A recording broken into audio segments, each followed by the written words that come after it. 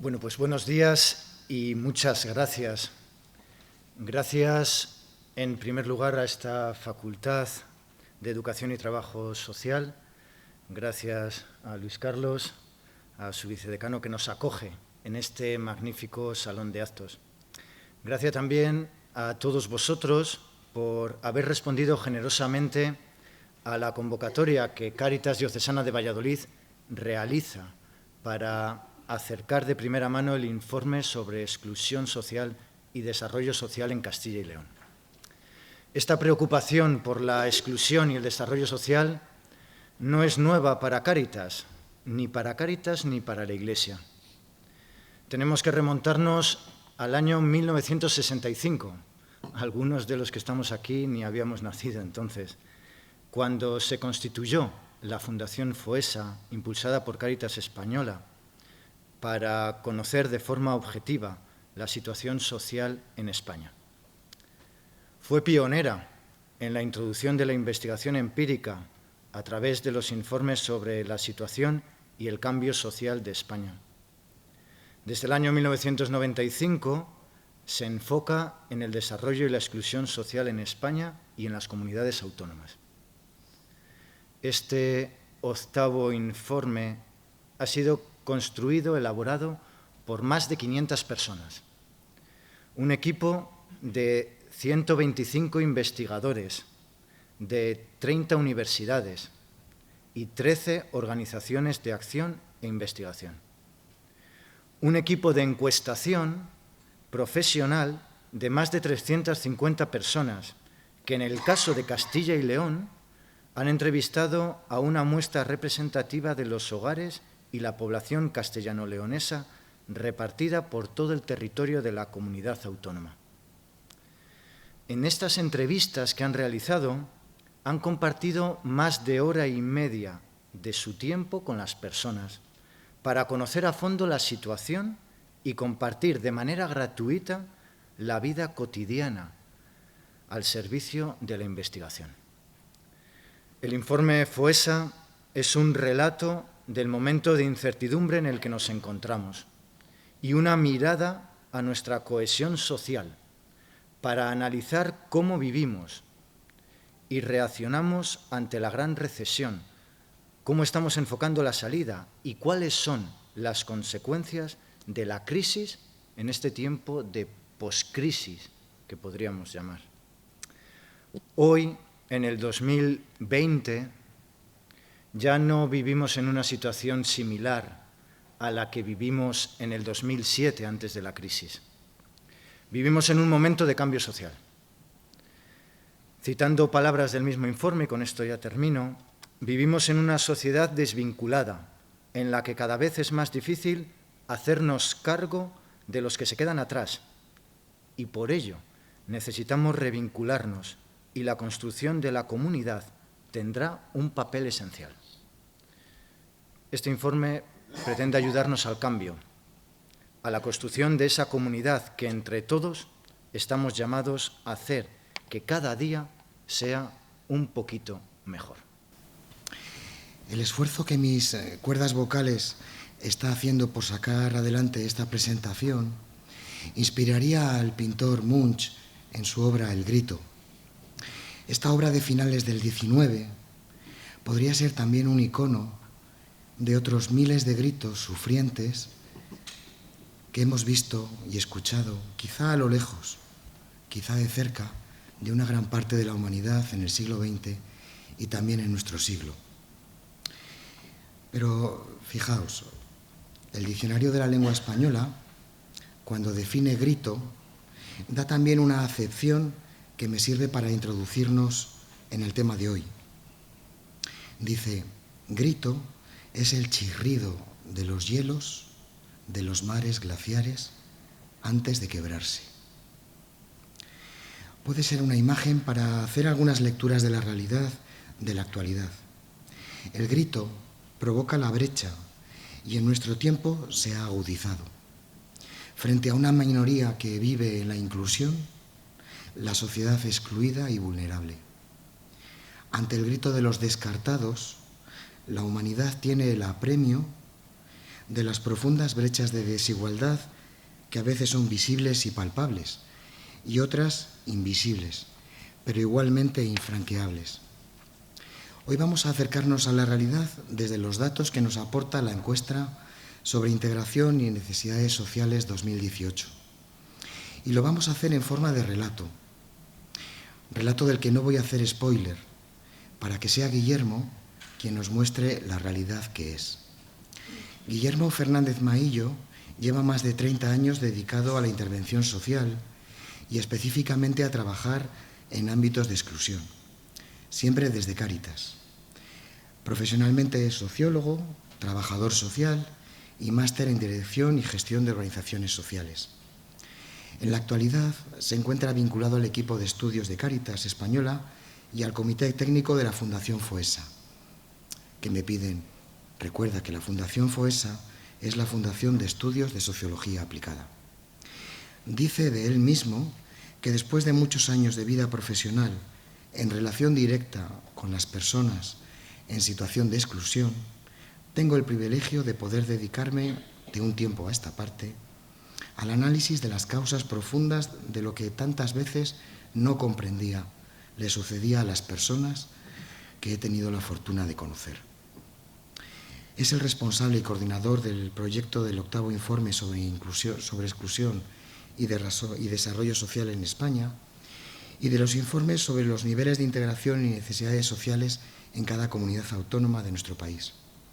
En los últimos meses ha sido visto por muchas ciudades en las que me temo solo ha conocido edificios universitarios, espacios diocesanos, obras sociales.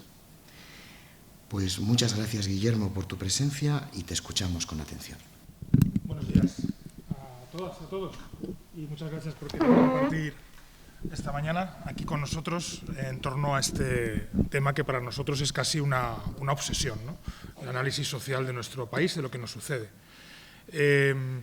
Antes de empezar absolutamente nada de lo que yo quiero contaros hoy, dado que estamos en la universidad, vamos a hacer varios guiños al ámbito académico, ¿no? Porque lo merece el lugar en el que nos encontramos, ¿no? Entonces, uno de los elementos claves de la ciencia es que cada vez seamos más pedagógicos para poder mostrarlas. Entonces, claro, cuando se hacen informes sociales de este tipo, uno se imagina tochos tremendos que se ubican como pisapapeles luego al final en mesas determinadas y que meterles mano pues es realmente complicado, ¿no?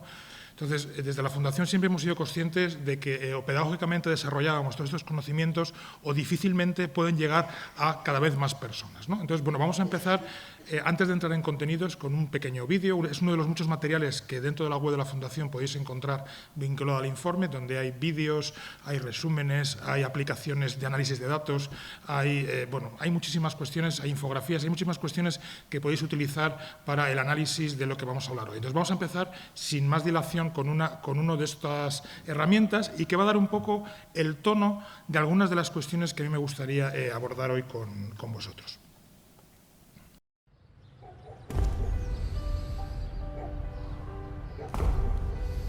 A ver, niños, ¿quién quiere que le cuente un cuento?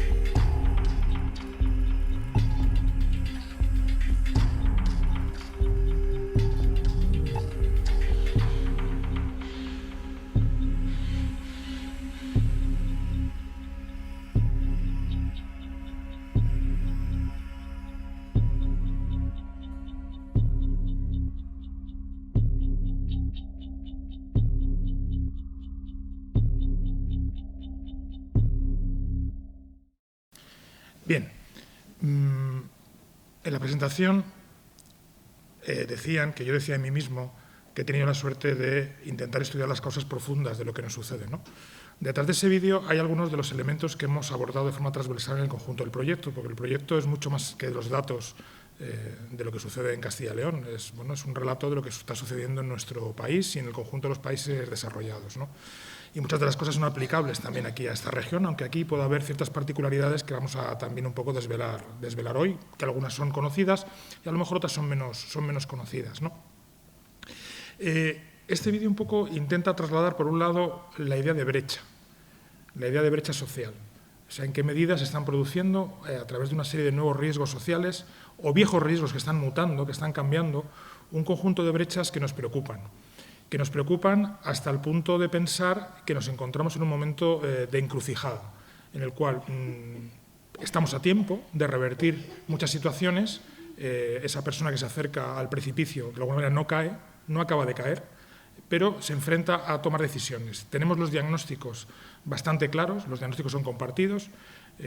Hace una semana ha estado por España el relator contra la pobreza de las Naciones Unidas, que se ha dado una vuelta por todo nuestro país y le hemos estado enseñando muchas cosas, les hemos estado contando los diagnósticos y hay una enorme coincidencia en torno a lo que sucede en nuestro país.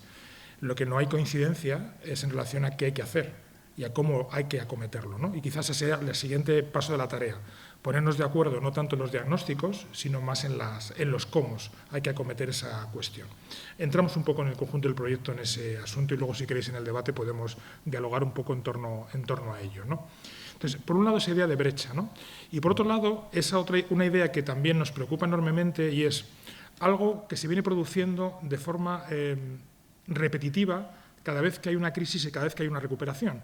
Y es que al mejorar, el conjunto de la sociedad normalmente suele mejorar, suele percibir las bonanzas de las recuperaciones, pero queda un grupo cada vez mayor fuera del marco general, pero sin embargo la gente piensa que todo el mundo se está beneficiando de esa recuperación. Entonces, de alguna manera, esa invisibilidad de ese grupo, eso que decíamos, la realidad que es y la realidad que ves, también la realidad de recuperación es una realidad que es, también es cierta, pero sin embargo hay mucha gente que se está quedando fuera de ese marco. Y eso es todas las ideas fuerza que está detrás de ese vídeo. Bien, ¿qué os quiero yo contar hoy? No voy a insistir en la metodología, ya se ha abordado aquí en la mesa. Llevamos muchos años investigando la exclusión social. Es un proyecto, tenéis casi 5.000 páginas de investigación en torno a un relato general de lo que sucede en nuestro país y lo que sucede en Europa y lo que sucede en los países desarrollados, un relato de lo que sucede en las comunidades autónomas y muchos trabajos específicos que se pueden profundizar sobre colectivos concretos, sobre realidades concretas. Voy a intentar un poco ofrecer algunas pequeñas pinceladas y animaros a entrar en la página web de la Fundación, donde vais a encontrar todo ese volumen ingente de información relacionado con esta cuestión. Básicamente vamos a hablar de dos cosas hoy. Por un lado, después de estos últimos 5 años de recuperación, vamos a ver cuál es la situación diagnóstica de cómo está la situación en nuestra región, en Castilla y León, básicamente, ¿vale? Y sobre todo comentar algunos de los elementos diferenciales con el resto de España, de lo que está sucediendo aquí. Pero es imposible entender eso que está sucediendo si no lo relacionamos, y esa va a ser la segunda parte de lo que yo os quiero comentar hoy, con el profundo cambio cultural que se está produciendo en nuestro país. ¿De acuerdo? Entonces, la idea es, vamos a analizar las consecuencias de lo que está siendo nuestro modelo social en el ámbito concreto de la Comunidad Autónoma de Castilla y León, y a continuación vamos a intentar entenderlo a la luz del cambio cultural que se está produciendo, porque eso va a condicionar gran parte de las medidas de esos cómo que se pueden acometer de cara al futuro. Bienvenidas y bienvenidos. Es la hora de llegar a los alumnos, ¿vale? O sea que vamos a darles un de cuartelillo. Bien. Entender la exclusión social. Antes de entender los datos que yo os voy a mostrar, pero cuando hablamos de exclusión social no estamos hablando exactamente de pobreza, no estamos hablando exactamente de eso. De lo que estamos hablando es de dejar de participar en lo que la sociedad nos demanda o nos ofrece. Es alejarte de esa participación, ¿de acuerdo? Entonces vamos a intentar entender cómo se define ese aspecto para luego poder comprender los datos que de ahí emanan, ¿no? Por un lado, es importante entender que la exclusión social es un proceso de acumulación, ¿vale? Es un proceso de acumulación. A medida que la gente va teniendo dificultades, puede tener resortes y herramientas para poder resolverlas, pero puede ser que no las tenga. Y ese no tener resortes y herramientas lo que va produciendo es que cada vez uno vaya teniendo mayor número de dificultades y vaya profundizando aún más en su situación de vulnerabilidad inicialmente y de exclusión en segunda instancia. Con lo cual, el primer elemento a entender es la acumulación. Es cierto que hay problemas que son tan graves que te pueden llevar directamente de una situación de integración a una situación de exclusión. Por ejemplo, estoy pensando en un matrimonio en el cual el marido le da una paliza a la mujer y esa mujer tiene que salir pitando de ese lugar y rompe totalmente su vida.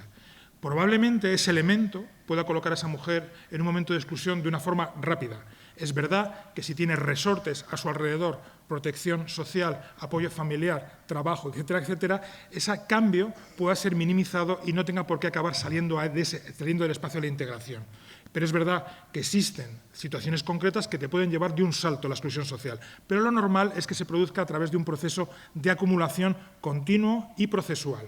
Y ese proceso de acumulación continua lo que te va provocando es que te alejes del centro social. Esa espiral que veis a vuestra izquierda, ¿vale? Esa espiral que veis aquí, te va poco a poco, a medida que vas acumulando, te va alejando, te va alejando, te va alejando de ese centro social, tanto a nivel de lo que significa beneficiarte de lo que la sociedad general te ofrece, como de los mecanismos de protección que también te está ofreciendo, como también de los resortes particulares que uno pueda tener como fuerzas que le puedan proteger a lo largo de su vida, ¿no? Entonces, por un lado, acumulación y, por otro lado, proceso. Y luego un tercer elemento que también es importante que entendamos antes de entrar en los datos es que la exclusión es un fenómeno multidimensional.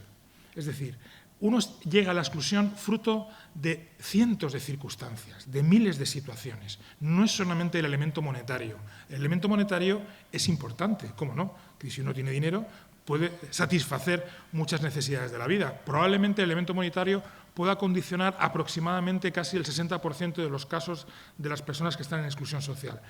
Pero hay otra gran parte de cuestiones que no tienen que ver con el elemento monetario y que inclusive muchas veces subyacen a ese elemento monetario, ¿de acuerdo? Entonces, cuando nuestras autoridades miden la exclusión y la pobreza, normalmente se suelen fijar solamente en el elemento monetario, única y exclusivamente. Y ese es un problema, porque eso no nos ayuda a atinar bien con el tipo de medidas que pudiéramos hacer de cara al futuro. Entonces, entender que es multidimensional es poner la mirada no solamente en los ingresos que hay en una casa, sino es en qué condiciones llegan esos ingresos, de dónde vienen, cuánto tiempo llevan llegando, de qué calidad son esos ingresos, cómo esos ingresos se combinan los unos con los otros en función de dónde te vengan. Pero es que tiene que ver también con mi posibilidad de acceder al consumo, que es verdad que depende económicamente, pero es que tiene que ver también con mi posibilidad de acceso a la vivienda. No solamente acceder a la vivienda, sino en qué tipo de vivienda vivo, si tengo que vivir con mucha más gente o mucha menos gente, si tengo intimidad o no tengo intimidad, si tengo un proyecto vital en torno a una vivienda que puedo organizar o no puedo organizar. Pero es que tiene que ver también con mi educación, con las oportunidades que me ofrece mi nivel educativo, ¿no? Por ejemplo, sabemos que tener un título universitario protege mucho más de cara a la exclusión social, pero que cada vez protege menos. Por ejemplo, eso ya lo sabemos, pero aún así sigue compensando tener estudios y cuantos más, mejor. Aunque muchos trabajos en este momento están compitiendo por él personas con títulos y personas sin títulos. Y un trabajo que estaba pensado para una persona que no tiene por qué tener un título universitario, lo está ejerciendo una persona que tiene un título universitario. Con lo cual, ¿estudiar en la universidad vale? Sí. ¿Protege más? Sí. No necesariamente está más vinculado que después del ejercicio de la profesión para el que te has formado, ¿no? Eso es la sociedad meritocrática en la que desgraciadamente vivimos, ¿no? Pero no solamente la educación forma parte de esa multidimensionalidad, forma parte de situaciones conflictivas que uno se tiene que enfrentar en el día a día, situaciones de adicciones a sustancias, situaciones de violencia, situaciones que tienen que ver con la salud mental, situaciones que tienen que ver con las malas relaciones que hay en un entorno. Todo eso acaba influyendo. O situaciones de aislamiento social. ¿En qué medida tiene uno capital social a su alrededor que le permite apoyarse, que le permite crecer, que le permite buscar oportunidades? ¿O en qué medida el mundo del trabajo está presente en toda esa cuestión? ¿O en qué medida participa uno políticamente. Y esto a la gente le extraña. ¿Qué tiene que ver la participación política con la exclusión? Luego lo veremos. Bueno, pues entender la exclusión es entender acumulación, es entender proceso y es entender multidimensionalidad. Y desde ahí vamos a ofrecer los datos que ofrecemos, que además ya os anticipo que son inferiores a los que tiene el Gobierno. Es decir, no se nos puede acusar de exagerados, porque esa combinación, esta forma de medir la realidad, al final lo que hace es mostrarnos una relación compensada de la situación de las personas y de los hogares. No es lo mismo vivir en un hogar una persona mayor con una pensión no contributiva que tiene una vivienda en propiedad a que no tenga vivienda en propiedad. Parece como algo evidente, ¿no? Bueno, pues ir sumando circunstancias de apoyo a su alrededor que hay que tener en cuenta. Bien, explicado esto, al final, los datos que nosotros vamos a ofrecer nos salen como 4 grandes grupos, que luego haré referencia a ellos. Una parte de la población, que podríamos llamarla que está en integración, y que en la medida que acumula algún pequeño problema se ubica en una franja que llamamos integración precaria, y luego una franja que llamaríamos en exclusión, bien de exclusión moderada o bien de exclusión severa. ¿De acuerdo? ¿Cuál es la fotografía para Castilla y León? Ahí os encontráis, no os preocupéis, vamos a ver muchos datos en esta primera parte, pero vamos a intentar explicarlos y que no sean muy áridos. Y además pensar que detrás de esos datos al final siempre están los rostros de miles y miles de personas que han contestado a esta encuesta y que nos permiten sacar las conclusiones que quiero compartir con vosotros hoy. En este gráfico observamos, en principio, 2 cosas importantes. El de la izquierda, me voy a estar confundiendo todo el rato, en el del año 2013, ¿vale? Y el de la derecha es el del año 2018, ¿vale? En el año 2013 observamos la diferencia con el 2018 en 2 cuestiones muy importantes. La primera, y que eso es una característica bastante peculiar de esta comunidad autónoma. Ha habido un gran aumento de las personas que están en situación de integración social, ¿de acuerdo? Y esto es algo que ha sucedido en otras comunidades autónomas. La recuperación económica se ha notado, hay más empleo. No es muy buen empleo, pero hay más empleo y eso ha permitido a mucha gente salir de ese espacio. De hecho, incluso la integración precaria se ha reducido de alguna manera, ¿no? Sin embargo, simultáneamente, y eso es un tema que es Castilla y León, una de las comunidades autónomas donde se ve el efecto de una forma más clara, ha aumentado muchísimo la exclusión severa. Fijaros que ha pasado del 5,1% al 8,9%. Es decir, se está produciendo una cierta desconexión, polarización, aunque con colectivos, lógicamente, numéricamente distintos, entre esa gente que tiene la posibilidad de mejorar su vida a través de las oportunidades que ofrece el mercado de trabajo o la protección social y la gente que no se ha podido enganchar a esa cuestión. Luego veremos quiénes están ahí, ¿vale? Porque también en Castilla y León hay algunas particularidades de quiénes están ahí, porque podríais pensar inicialmente que ahí no están por los que no están teniendo un buen empleo. Bueno, pues algunos están, pero fundamentalmente no es el colectivo que más ha llenado ese espacio en Castilla y León. Luego veremos quiénes son. Vamos a ver la siguiente diapositiva tiene más que ver con el ámbito académico, ¿vale? O sea que voy a intentar explicarla un poco más. Y vamos a coger esos 4 grupos que están ahí en la imagen y los vamos a dividir en cachitos más pequeños para poder observar si dentro hay alguna dinámica más interesante que nos puedan sugerir los datos. Fijaros en la parte de arriba. La parte de arriba son los 4 grupos que hemos visto antes, pero divididos en casi otros 8 grupos distintos, ¿de acuerdo? Otros 9 grupos. Las barras más elevadas son la población en situación de integración social. Y veis que ha mejorado notablemente, tanto en Castilla y León, que es la parte de arriba, como en España, que es la parte de abajo. Lo veis claramente, ¿no? ¿Sí? Bien. Ahora quiero que os vayáis al extremo de la gráfica, a la parte más pequeña. Curiosamente, ahí es donde observamos el gran proceso de acumulación en estos últimos 5 años de un sector de la población que ronda, ese sector, esa barrita que veis aquí, aproximadamente son 100.000 personas. Perdonad. Aproximadamente son 100.000 personas las que hay en esa barrita pequeña que aparece en el extremo de la gráfica.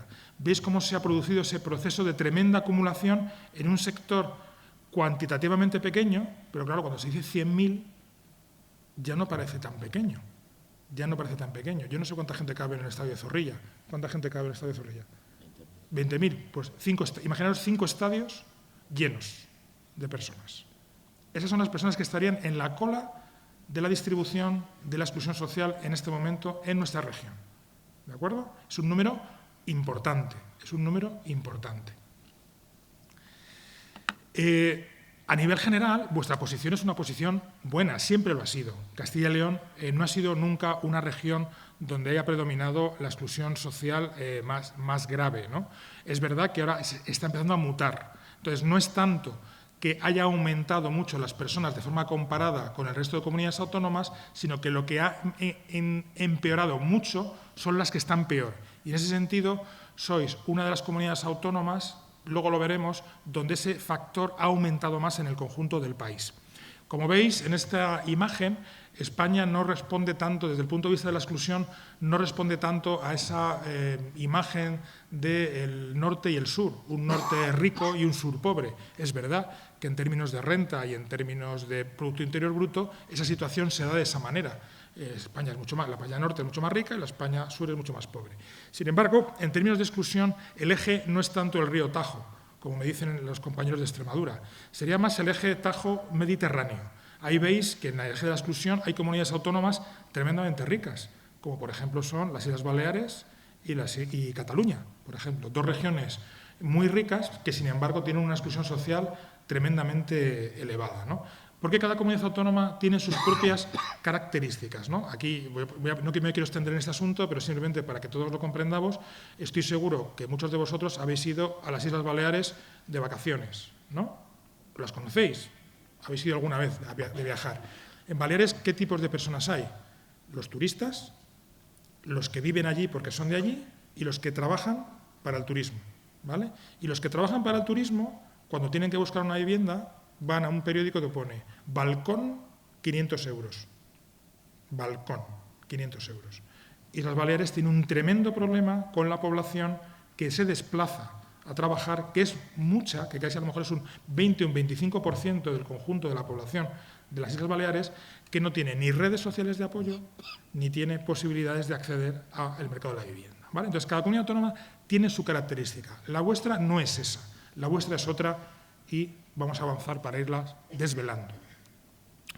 En vuestro caso, hay tres dimensiones, de ese conjunto, de esa medición multidimensional, hay tres dimensiones que son las que han empeorado notablemente a lo largo de estos 5 años, que son las dimensiones que tienen que ver con la salud, con la vivienda y con la educación.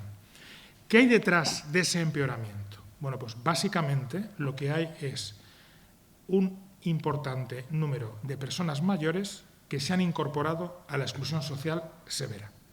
Ese es el factor diferencial de Castilla y León frente a otras comunidades autónomas. Ni el sistema de protección social a nivel global, vía pensiones o vía servicios locales o de la comunidad autónoma, ni la posibilidad de ayuda del conjunto de las familias están consiguiendo contener el incremento de personas mayores dentro del espacio de la exclusión social severa. ¿Por qué?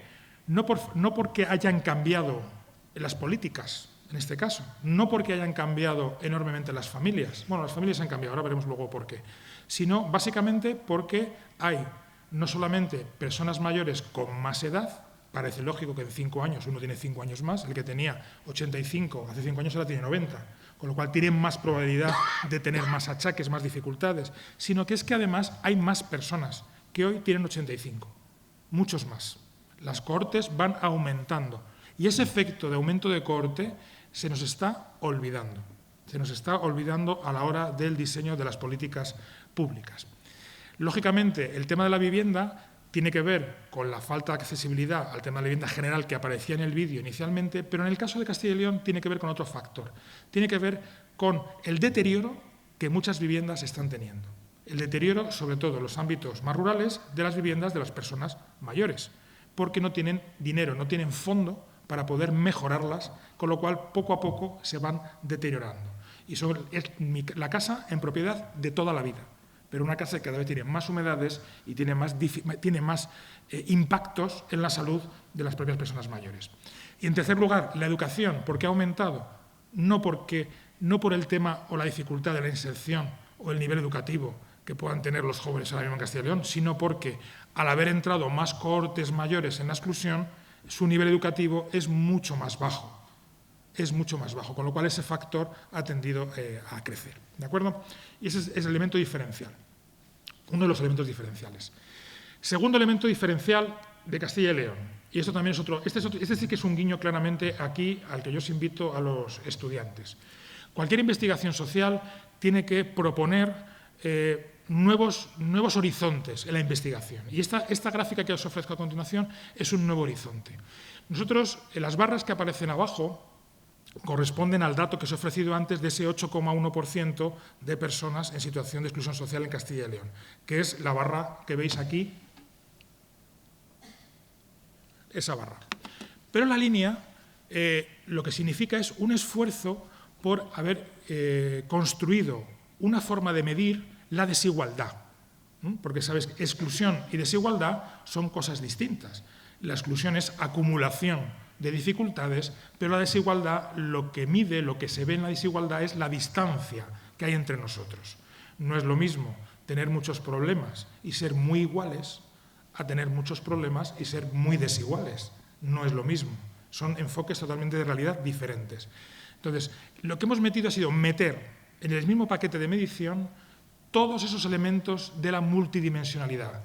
Meter tu nivel educativo, meter tu dinero, meter cuánta familia tienes que te apoye, meter todos los elementos que hacen que mi vida pueda tirar hacia adelante y ver si los problemas que ahí se generan nos hacen ser en la sociedad castellano-leonesa más iguales o más desiguales. ¿Y qué hemos descubierto? Pues que fijaros que vosotros, que sois una comunidad que en términos de exclusión social estáis muy bien ubicados, sin embargo, tenéis una desigualdad multidimensional de las más elevadas de España. De las más elevadas de España. ¿Y eso qué significa? Pues lo que decía el vídeo al principio, que cada vez ignoráis más, vais a ignorar más a la gente que está en exclusión social, porque cada vez se parece menos a los que están en la sala. Cada vez se nos parecen menos. Cada vez tienen tales dificultades en la vida cotidiana que nos hacen parecer extraños al conjunto. Y este es un verdadero problema. Es un verdadero problema. Esto no es tanto la desigualdad no es un problema en las Islas Canarias, que veis que es la que está la barra más alta de todas y la línea más baja. En las Islas Canarias tienen un problema de exclusión social muy grave. Casi el 25% de la población está en exclusión social. ¿Qué sucede? Que la distancia que hay entre las personas en exclusión y en integración es escasísima. El salto es muy rápido. El nivel de vida es muy homogéneo en el conjunto de las islas. Sin embargo, aquí no. Aquí hay un sector importante, que estamos hablando en torno a esos 100.000, que esos 100.000 cada vez están más lejos de nosotros. Más lejos de nosotros. Bueno, creo que el Estadio de Zorrilla está a las afueras de la ciudad. Bueno, pues imaginaros, cada vez más a las afueras. Cada vez le vemos menos. Está más ocupado, pero más alejado, cada vez más alejado de nosotros. Y este es un rasgo diferencial que tiene que ser tenido en cuenta en las políticas autonómicas y en las políticas locales. ¿Quiénes son? ¿Quiénes son estas personas? Lo que llamamos que no pueden subir, que no pueden utilizar, que no pueden ser beneficiados de la movilidad social. Bueno, yo creo que la imagen que os voy a ofrecer a continuación sería la imagen que yo creo que todos tenemos en nuestra cabeza, ¿vale? ¿Qué es esta imagen? Estos son los perfiles, vamos a llamarles, de intensidad. De intensidad. ¿Qué significa de intensidad? Que si tú perteneces, estás en esa situación, tienes una mayor probabilidad de estar en situación de exclusión.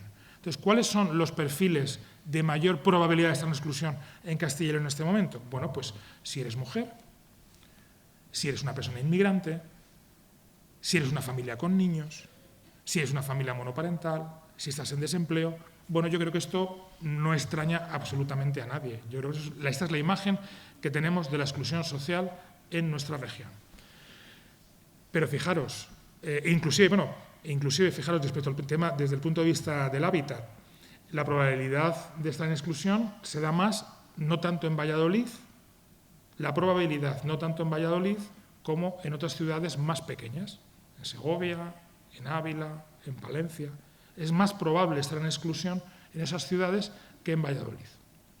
Ahora bien, si cambiamos el punto de mira del perfil y no pensamos en la intensidad que está afectando a un colectivo, sino pensamos en la distribución, es decir, pensamos en el volumen, el perfil cambia totalmente.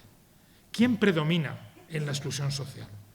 Pues hay muchos más hombres, hay muchas más personas entre 45 y 64 años de edad que personas jóvenes, hay muchos más españoles.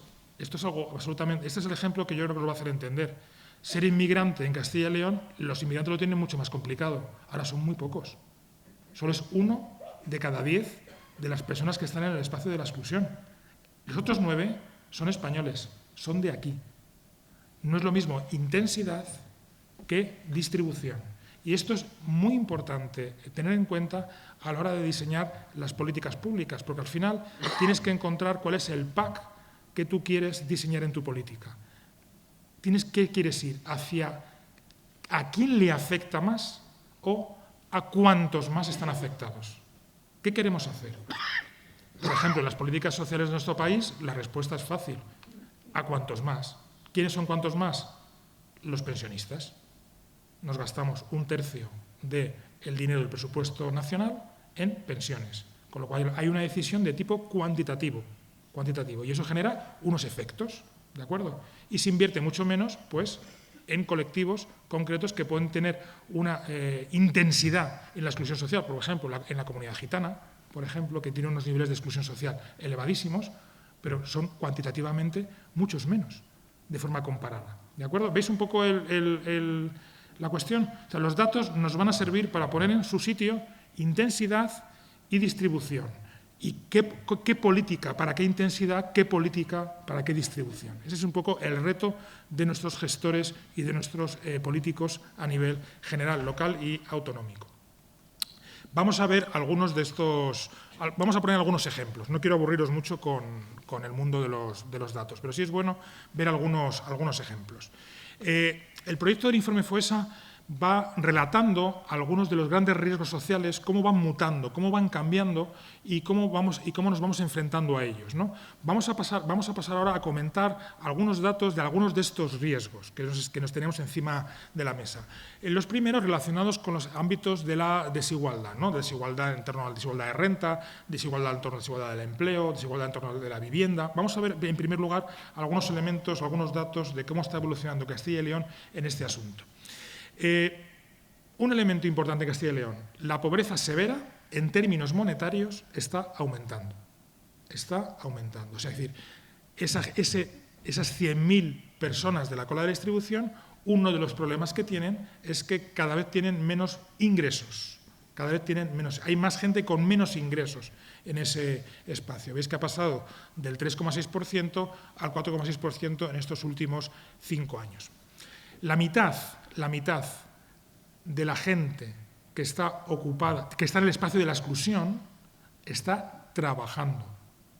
Está trabajando, la mitad. Con lo cual no se puede acusar a una persona que está en exclusión de que sea una persona vaga y maleante y que no se merezca las ayudas públicas y que se le culpabilice de su situación, porque luego hablaremos de la culpabilización dentro de la mutación del cambio cultural. ¿Vale? Luego hablaremos de esa cuestión. No se puede acusar a la gente en pobreza en situación de exclusión de no levantarse por las mañanas para intentar sacar a sus hijos y a sus hijas adelante. Y ese es un discurso que se está extendiendo en la sociedad en este momento.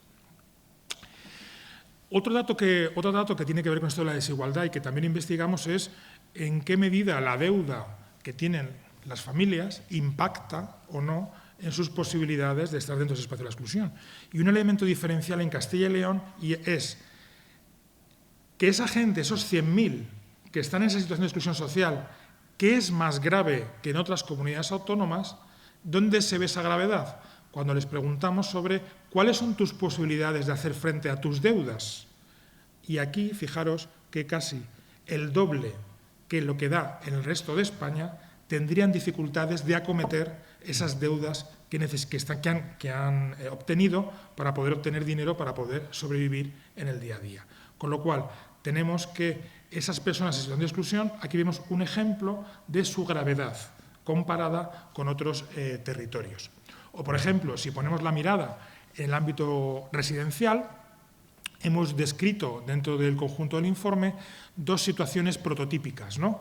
Una situación que tiene que ver con lo que hemos llamado la vivienda insegura y otra que tiene que ver con lo que hemos llamado con la vivienda inadecuada. ¿Qué es cada una de estas circunstancias? Porque aquí, por ejemplo, el tema de la vivienda inadecuada sería la que afectaría más al conjunto de la población, afectaría de una forma más intensa a la población en Castilla y León. La vivienda inadecuada es esa vivienda, pues como ya aparece en la imagen, donde tiene algún problema con los suministros de calefacción, de agua, de luz, ese tipo de elementos, donde tienen problemas hay barreras arquitectónicas, donde hay humedades, donde hay problemas de ruina de la vivienda, donde hay temas de elementos de carácter físico, sobre todo vinculados a la vivienda. Eso es lo que os decía antes, que ha aumentado enormemente en el ámbito de Castilla y León. Y es verdad que también se dan otros elementos relacionados con la vivienda que los hemos llamado inseguridad. ¿Qué es la situación de inseguridad? Bueno, pues cuando le hemos preguntado a una familia y lo que nos ha dicho es que hoy yo tengo techo, pero dentro de un mes no sé si lo voy a tener. Detrás de eso hay muchos porqués, desde el más dramático, que es tengo una cauta de desahucio, ¿vale? Pero también está el de, mira, es que me ha dejado un primo una vivienda durante este mes porque es que no tenía dónde meterme, ¿vale? No tengo una relación jurídica con ese bien, sino me la han dejado, me la han prestado. Entonces, hay una alta gama de relaciones de inseguridad con la vivienda. Bueno, pues fijaros que ahí en esa inseguridad aproximadamente estaríamos hablando de 49.000 hogares que viven en situaciones de inseguridad. El problema de la vivienda afecta casi al 20% del conjunto de la población de la región y es la principal causa a nivel cuantitativo de que padecen el conjunto de la población situaciones de exclusión social, la vivienda. En el pico de la crisis fue el empleo, la falta de empleo, pero una vez recuperado el mercado de trabajo, vuelve a ser la vivienda, que es el que históricamente es el problema fundamental dentro de los ámbitos de exclusión. Aunque, como luego veremos, aquí hay una característica en Castilla y León que también es diferencial respecto al resto del país. Uno de los segundos riesgos que hemos explorado es aquellos que tienen que ver con los ámbitos demográficos. La demografía es una ciencia a la que se le hace muy poco caso, porque es una ciencia de largo plazo. Es una ciencia que nos describe las cosas en décadas y en generaciones. Pero claro, al final sus conclusiones acaban llegando, se acaban mostrando. Sin embargo, las políticas no suelen legislar teniendo en cuenta este factor, porque las políticas se relacionan mucho con los ciclos electorales. Y cada vez tenemos una clase política que se relaciona mucho más directamente con el ciclo que con la estrategia en el larguísimo plazo. Esto es algo que probablemente nuestros políticos tengan que empezar a reflexionar de nuevo. Bien, vamos a poner un ejemplo de uno de los grandes riesgos que estamos teniendo con el ámbito demográfico, que lo hemos denominado la crisis de los cuidados y luego vamos a ver cómo impacta en el ámbito de Castilla y León. Esto de la crisis de los cuidados, que lo expresa esa imagen de esa mujer que se está tirando de los pelos, tiene que ver mucho con, en los últimos 30 años, la incorporación al mercado de trabajo de la mujer ha sido extraordinaria. Ha aumentado muchísimo las mujeres que están en el ámbito del mercado de trabajo remunerado.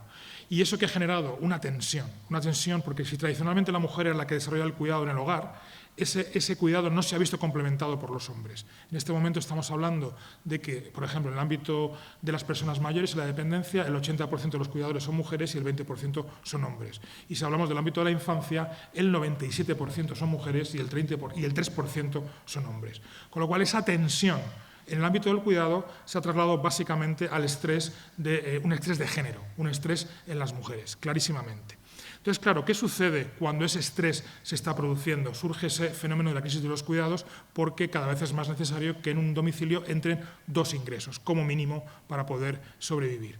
Con lo cual, al final, las familias, los hogares, lo que optan es, bueno, si yo tengo que cuidar a mi alrededor o vivo una situación de estrés permanente, que sería la situación de confiar única y exclusivamente en el entorno de la familia, de los cuidados más cercanos para poder salir adelante, ¿qué hago? Bueno, pues entonces intento acudir al mercado, mercantilizo la necesidad de cuidados y entonces, bueno, pues intento contratar a alguien, que normalmente suele ser otra mujer y normalmente suele ser inmigrante, normalmente.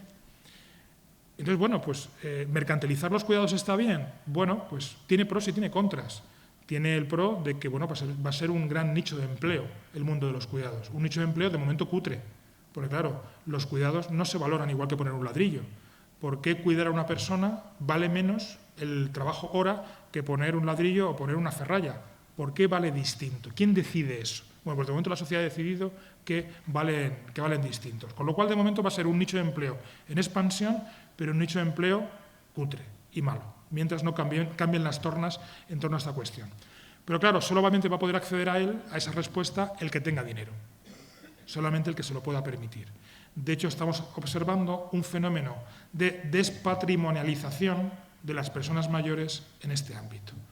El patrimonio que han acumulado con su esfuerzo a lo largo de una generación y media, por lo menos, está teniendo que ser puesto en el mercado para el mundo de los cuidados. Y digamos que esa extracción de capital se están beneficiando de ellas pues cada vez más grandes corporaciones o grandes empresas que están extrayendo ese capital de nuestras personas mayores, que están perdiendo ese fondo de armario, por entenderlo, y que no lo están pudiendo transmitir a la siguiente generación. Y no estamos hablando de 7 pisos, no, estamos hablando del piso en el que viven, o de la tierra que heredaron de sus abuelos en el pueblo. Estamos hablando de eso, no estamos hablando de grandes patrimonios, estamos hablando del pequeño patrimonio que te permite vivir en la cotidianidad. Si esa respuesta está en esa situación, nos quedaría el apoyo público, como confiamos en el apoyo público. Y aquí en Castilla y León pues es un apoyo público importante. Y de hecho la profesionalización podría ser uno de los grandes retos que tenemos en torno al mundo de los cuidados a nivel público. ¿Qué sucede? Pues que llevamos casi 10 o 15 años donde no se observa por ningún lado que haya una reinversión en este tipo de políticas, como vamos a ver a continuación. Si os fijáis en esta gráfica, que es una gráfica de quién cuida a los que necesitan cuidados, ¿de acuerdo? Entonces, la respuesta habitual, tanto en Castilla y León como España, que son las 2 barritas que veis, corresponde a los miembros del hogar. ¿Quién te cuida preferentemente a ti? ¿Quién quieres que te cuide? Pues alguien de mi casa, Aunque curiosamente, y esto es interesante, cuando se os pregunta, si yo te pregunto a ti, ¿dónde crees que hay que cuidar a tu padre? Tú dirías que en mi casa, pero si te pregunto a ti, ¿dónde quieres que te cuide a ti? La mayoría de la gente va a decir fuera de mi casa y que no me cuide un familiar. Eso está cambiando, está mutando esa percepción sobre el mundo del cuidado. Bien, cuidados en casa. Y si no me cuida en casa, ¿quién me cuida? Un familiar. Veis que son las 2 barritas más potentes, la parte de arriba. El mercado, bueno, pues hay una respuesta similar en Castilla y León con el resto de España. Y hay una buena respuesta muy por encima de España de los servicios sociales públicos. Y eso es una buena noticia. ¿Qué sucede? Pues que esas 2 circunstancias de aumento de edad y aumento de corte les está llevando a la extenuación a los servicios sociales y no dan abasto, con lo cual cada vez más nos encontramos en la barra de abajo un grupo de personas que necesitarían cuidados y no los tienen. En este caso, en Castilla y León, una media por encima del resto del país. ¿Lo veis en la barra de abajo? ¿Sí? Bien. Y quizá los cuidados no necesariamente con el ámbito de la dependencia, sino con el ámbito de la discapacidad. Con el ámbito de la discapacidad. Que no se nos olvide ese elemento en el ámbito de los cuidados. Cuando hablamos de cuidados, no hablamos de cuidados solo de personas mayores, hablamos de cuidados en el conjunto del ciclo de la vida, de los niños, de las personas con discapacidad, de nuestros mayores, a lo largo de todo el ciclo vital. Y esa falta de cuidados no es porque el modelo de cuidados en Castilla y León, las familias no quieran cuidar a la gente. De hecho, vuestro modelo de cuidados es un modelo más solidario que en otras partes de España. En la barra rayada que observáis en medio es bastante más grande que la que aparece en el resto de España. Eso significa que hay un deseo por parte de las familias de continuar con ese modelo tradicional de cuidados. Sin embargo, el que haya más familias en Castilla y León que no reciben esos cuidados significa que las familias están extenuadas y porque demográficamente se está produciendo ya una clara transición. Yo no sé si sois conscientes de que en este momento, en el año 2020, es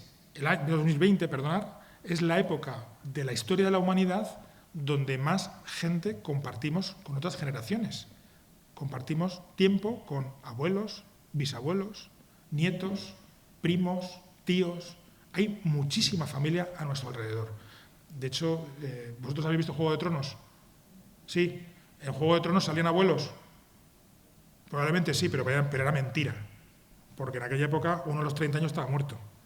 Es verdad que también se tenían hijos mucho antes, pero estaban muertos por las enfermedades o por las guerras o por la miseria. Es ahora cuando tenemos capacidad de compartir mucha más vida con generaciones a nuestros laterales, lateralmente sobre todo. Sin embargo, el efecto de desaparición de la ayuda horizontal, de las generaciones horizontales, de tener primos hermanos, de tener hermanos, ese elemento está empezando a decaer y está mutando nuestra relación generacional por una generación no tanto horizontal, sino vertical. O sea, es decir, en un futuro que estamos ya en él y en Castilla y León ya se está viendo, la ayuda no viene tanto por los lados, sino viene más por arriba o por abajo. Y eso es un problema, porque, como veíais en el vídeo, hoy 4 abuelos cuidan a un nieto, le van a buscar y se turnan para salir, además se pegan incluso para salirle a buscar al colegio, a ver quién le busca. Pero mañana ese nieto único no va a poder cuidar a 4 abuelos de forma simultánea. Y esa circunstancia ya la estamos viviendo en Castilla y León. Si además le sumas la distancia de que muchos mayores viven en los pueblos y los hijos se han trasladado bien a la ciudad, a la capital, o bien se han marchado directamente de la región, imaginaros el problema que tenemos ya, que lo estamos teniendo, que es un problema que ya conocíamos, este no es un problema nuevo. Lo que es nuevo es el volumen que está adquiriendo y la falta de respuesta pública por imposibilidad, como luego veremos. Bien. Y por último, el último riesgo que quiero comentaros antes de entrar en la segunda parte, para llegar a respetar el tiempo hasta la 1, es los riesgos que están relacionados con la democracia. Diréis, bueno, ¿y qué pinta esto de la democracia en esto de la exclusión social? Bueno, pues pinta mucho, porque claro, si yo os pregunto para qué vale la democracia, yo me imagino que lo primero que se os viene a la mente es, bueno, pues para poder votar. Votamos. Pues para vivir en libertad, ¿no? Pero fijaros que el origen de la democracia, uno de sus fundamentos, tiene que ver con proteger a todo el mundo, que nadie se quede atrás, con que el sistema proteja a todos los que somos. De hecho, cuando tú vayas a la Constitución Española, la Constitución Española define a nuestro Estado como un Estado social y democrático de derecho, no como un Estado de derecho. Sabéis que normalmente se utiliza esa palabra, Estado de derecho. Normalmente, cuando se habla de Estado de Derecho es porque tú primas el elemento de seguridad y de orden sobre el resto. Pero es que antes de derecho está social y democrático. Y son elementos que van de forma indisoluble. ¿Y por qué es importante esto? Porque fijaros, ¿quién tiene capacidad de poner en la agenda política sus necesidades? Pensar en un grupo social, en este momento en este país, que tiene capacidad de poner en la agenda política sus necesidades. Pensar un poquitín. ¿Quién sería? ¿Los jóvenes tienen capacidad de poner sus necesidades en la agenda política? ¿Tú crees? ¿Cuáles son las 3 primeras políticas que ha puesto el gobierno, este nuevo gobierno de coalición, sobre la mesa? El aumento de las pensiones, el aumento del salario mínimo y ¿la tercera? Pensiones, salario mínimo y subida de los funcionarios. 3 colectivos, sindicatos, empleados públicos y pensionistas, que tienen capacidad de poner sus temas en la agenda política. ¿Tienen los pobres capacidad de poner en su agenda una renta mínima vital? Más allá de grandes palabras que salen por ahí. Yo no la he visto en los últimos 15 años. No tienen capacidad. El empoderarse, el poder políticamente participar, permite estar en la agenda. Hay algunas investigaciones que hemos hecho dentro del proyecto que descubren que en barrios donde los niveles de renta son bajos, el nivel de abstención está en torno al 75%. 75% de la población. Que no pinta nada, porque ya han decidido no pintar tampoco. Han decidido no pintar. Por eso es importante la participación política. Y hay también un fenómeno que está sucediendo, y en Castilla y León también se nota, y es la participación política tradicional, entendiendo como político lo social, o sea, no el elemento del partidista, sino el elemento de estar apuntado a tu asociación de vecinos, estar en el equipo de fútbol de mi barrio, estar en una asociación cultural. Ese tipo de vinculaciones es una vinculación que está herida de muerte. Venimos observando desde hace ya más de 30 años cómo viene decayendo esa forma de socializarse. Y hay lugares donde ya no supera casi ni al 6% de la población, Con lo cual, está cambiando. Luego hablaremos un poquito de ese elemento. Le hemos preguntado a la gente qué opina sobre los derechos sociales que la comunidad autónoma tiene la responsabilidad de gestionar, vinculados al empleo, las competencias que tienen las comunidades autónomas, que generalmente están vinculadas pues, a derechos sociales débiles: la vivienda, el empleo, la garantía de ingresos, el cuidado, la dependencia, ese tipo de… donde el dinero se recauda fundamentalmente aquí, en la comunidad autónoma. Sois una comunidad autónoma bastante poco universalista, en general, a diferencia de otras partes del país. Quizá lo único donde destacáis desde un punto de vista más de universalidad, de buscar un derecho social para todos, sean los servicios sociales. O sea, de alguna manera hay una sensación, y eso es bueno que en una facultad de trabajo social como esta se sepa que los servicios sociales son bien valorados por el conjunto de la población y se quiere más servicios sociales. Se quiere todavía, pero es prácticamente el único elemento donde mostráis que tiene que haber unos servicios sociales para todo el conjunto de la población y no un modelo más asistencial donde solamente se cumpla ese derecho para aquellos que lo pudieran necesitar. Es como si dijéramos, ¿la sanidad tiene que ser para todos o solamente para el que no se la puede pagar?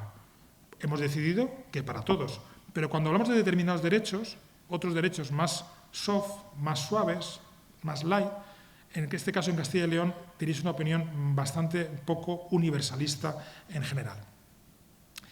Bien, hemos destacado algunos de los elementos diferenciales del contexto de exclusión de Castilla y León, pero esos elementos no pueden ser entendidos, sobre todo en el ejercicio de políticas y de los cómo queremos resolverlos de cara al futuro, si no observamos cuál está siendo la evolución del pensamiento de los que estamos aquí en la sala, que somos los que al final vamos a decidir por dónde podemos tirar o por dónde no podemos tirar. Y sí que está habiendo un cambio claro, un cambio cultural claro, que se venía gestando hace muchísimas décadas y que está empezando ya a entrar de una forma fuerte en el pensamiento del conjunto de la población. Vamos a ver algunos de esos rasgos. Esta primera idea simplemente es para ponernos un poco en ambiente de que vamos a hablar en este momento. Yo creo que todos recordáis cuando estalló la crisis, también estalló los fenómenos de indignación ligados con la corrupción política, recordáis toda aquella época, ¿no? Y inclusive mucha gente en aquel momento pensó que otro mundo podía ser posible, desde un punto de vista utópico, ¿no? Las cosas, pueden cambiar. Pero rápidamente todos aquellos movimientos de cambio, que no solamente fueron en España, sino que fueron a nivel mundial, en el caso de España, por ejemplo, luego lo comentaremos. Esos movimientos que han ido teniendo su desarrollo a lo largo de los últimos años, han ido apareciendo otros movimientos que tienen otro carácter diferente, ¿no? Lo que hemos llamado movimientos, unos primeros que nacieron de una indignación, pero vamos a llamarlo una indignación llena de esperanza, a movimientos de una indignación desesperanzada o desesperada. ¿De acuerdo? Sería un poco esa diferencia. Y empiezan a surgir otro tipo de manifestaciones de la indignación, ¿no? Ahí señalo algunas, podría haber muchas otras, ¿no? Y en medio de eso, ¿qué es lo que por qué se ha venido gestando esa indignación desesperada? Bueno, algunas investigaciones que hacemos en el marco del cambio cultural, lo que nos dicen es, fijaros en esta simple matriz. Cuando le preguntamos a la gente por su interés, por su confianza en el marco político, en el marco de las instituciones, un poco lo que tradicionalmente salía eran los grupos que tenéis a vuestra izquierda, que eran ciudadanos que o bien confiaban en el sistema y además tenían interés por la política, o bien que, aun confiando en el sistema, pues tampoco mostraban excesivo interés, pero confiaban en que las instituciones podían funcionar bien. Estos dos grupos han sido históricamente los mayoritarios en nuestro país y en la comunidad autónoma también. Eran los tradicionales votantes del Partido Popular y del Partido Socialista, que son los partidos, digamos, que representaban a lo que llamábamos las instituciones del bienestar, lo que tradicionalmente se ha venido desarrollando en los últimos 30 años en nuestro país. Este tipo de ciudadanía que lo hemos llamado ciudadanía cívica y ciudadanía diferente, son ciudadanías que han tendido a caer en su relación con las instituciones y en su relación con la confianza en el marco político. Y han aumentado otros dos grupos que son diferentes entre sí. Un grupo que tiene mucho interés por la política, pero que no se fía un pimiento de las instituciones, que es lo que hemos llamado los ciudadanos críticos, que veis que han tenido casi se han duplicado en estos últimos años, y el que quizá es el que predomina en este momento es ese grupo de ciudadanos que no solamente no confían en las instituciones, sino que les importa un pimiento lo que está pasando en general. Es lo que llamamos la ciudadanía desafecta, que ya representa aproximadamente el 40% de la población. Y de esa ciudadanía desafecta surge lo que hemos llamado la crisis de representación. No nos sentimos representados. Y eso es un movimiento de largo plazo. Esto no se restaña en el corto plazo. Hay una enorme desconfianza en la democracia en nuestro país, enorme desconfianza. Somos, del conjunto de los países de Europa, detrás de Grecia, los que menos confiamos en la democracia de nuestro país. Y eso es enormemente grave y vamos a tardar mucho tiempo en revertirlo. Bien, esa desafección lo que ha traído, se intentó en un momento determinado a esa indignación esperanzada, de alguna manera aplacarla a través de una discusión de tipo técnico. ¿Qué son discusiones de tipo técnico? Bueno, pues eso que hemos llamado ahí, vale, si esto está muy bien, vamos a intentar que todo sea posible, vamos a intentar cambiar las cosas, pero ¿cuánto nos cuestan las pensiones? Esa es una pregunta de tipo técnico. ¿Es sostenible? Entonces, ese tipo de preguntas acalla todo otra discusión. Otra democracia es posible, ya, pero hay que ver qué partidos son los que hay que ver las alianzas, hay que ver quién está en el ejercicio. Ese tipo de discusión acalla técnicamente ese tipo de indignación esperanzada. Sin embargo, la indignación ha recorrido otros caminos. Y entonces ha habido un estallido del retorno de las emociones.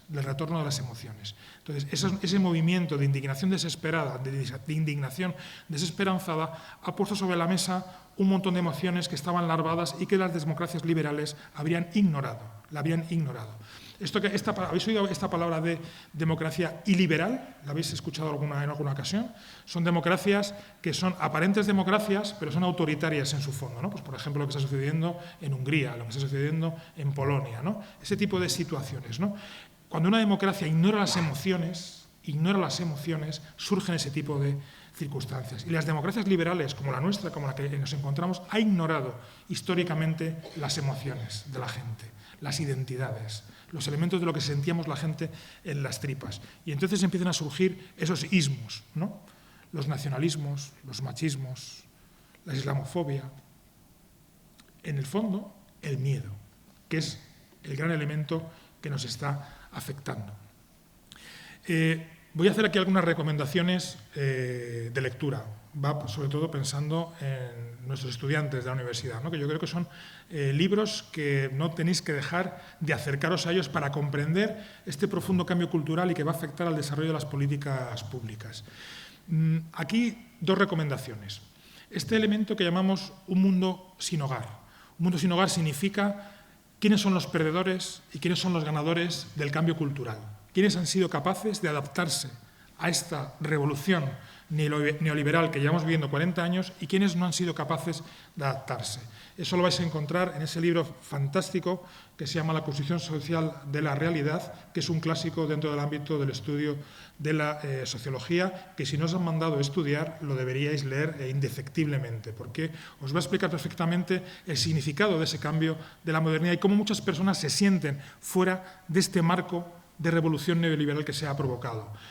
Y la segunda característica de esta diapositiva que os quiero transmitir es ese concepto que Zygmunt Bauman planteó en un libro, un libro que le publicaron ya fallecido él, que significa el avance de ese mundo, en ese mundo sin hogar, del avance de las retropías, el avance de ese mundo de cualquier tiempo pasado fue mejor. Yo creo que todos los que estamos aquí habremos oído la expresión, este ya no es mi barrio, este ya no es mi tiempo, este ya no es mi mundo. Yo ya no sé a qué tengo que aconsejar a mis hijos en el largo plazo porque no sé qué es cómo se va a desempeñar el futuro de nuestra sociedad? No lo sé, tengo una tremenda incertidumbre. Bueno, pues esa vuelta de las retropías, Mundo sin hogar, avance de las retropías, que además está enmarcado en otro factor tremendamente importante que lo hemos llamado el individualismo de la singularidad, que lo que tiene que ver es en qué medida yo soy capaz de adaptarme a un proyecto de sociedad que cada vez tiene más que ver con ser una empresa, ¿En qué medida yo soy capaz de adaptarme saltando? O sea, estar vinculado a un proyecto de vida en el cual tiene un principio y un fin, y que cuando acaba soy capaz de saltarme a otra actividad. Y estar permanentemente saltando de actividad en actividad, siempre activo de actividad en actividad. Y además que no puedo dejar de estar activo si yo no tengo un capital social que me permite encontrar esa actividad. Y ese capital social me lo da este aparato, que es el que me permite construir los vínculos que me van a permitir tener miles de contactos, que van a permitir saltar de actividad en actividad. Pero los vínculos que genera este aparato son vínculos débiles, no son vínculos fuertes, son conexiones, no son vínculos carnales, vínculos físicos. Porque el vínculo que tiene que ver con esto es un vínculo que yo puedo romper fácilmente. ¿Quién no se ha salido de un grupo de WhatsApp? Todos estáis en grupos de WhatsApp, ¿no? Y además en grupos de WhatsApp algunos que son horribles. Y algunos incluso de los que no me puedo salir, ¿vale? Porque el que se salga le dan leña. Pero yo me podría salir de un grupo de WhatsApp y no genero ningún problema, porque el vínculo que yo tengo en ese grupo es un vínculo absolutamente débil. Nuestra mayoría de vinculaciones en este momento tienen que ver con este elemento. Fijaros, la Fundación Santa María, que lleva haciendo estudios sobre jóvenes desde hace muchísimas décadas, por primera vez ha dado un dato este año que es, a la pregunta a una persona joven, ¿qué prefieres hacer en tu tiempo libre? Tradicionalmente uno contestaba, estar con mis amigos. Esa era la respuesta número uno. Por primera vez, la respuesta es estar delante de una pantalla. Por primera vez. Probablemente muchos delante de una pantalla con sus amigos. Probablemente, ¿vale? No jugando, no, probablemente estás en contacto con tus amigos también, pero a través de una mediación. Bien, individualismo de la singularidad. Y la última recomendación académica que os voy a hacer tiene que ver con este elemento.